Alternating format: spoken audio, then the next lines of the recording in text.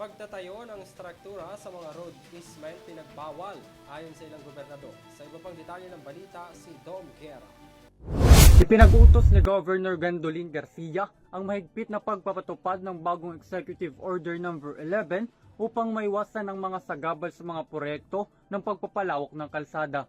Ipinagbabawal na ng pamahalaang panlalawigan ng Cebu ang pagtatayo ng mga struktura sa loob ng tinakdang easements ng mga pambansa, panlalawigan, panlunsod at pangbayang mga daan.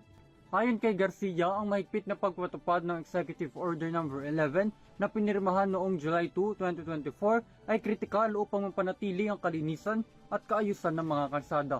Sa ilalim ng EO11, ang mga pambansang daan ay kinakailangan may 20 metrong minimum na right of way, habang ang mga panlalawigan, panglungsod, pambayang daan ay may kanya-kanyang tinilagang easements na 15 metro at 10 metro.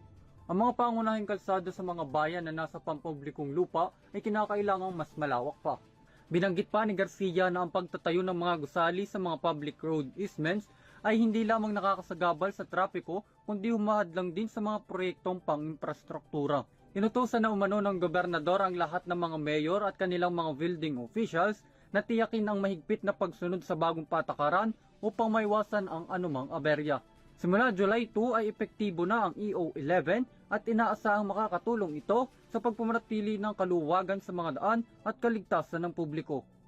Para sa EuroTV News, ako si Dom Guerra, sumasaludo sa bawat Pilipino.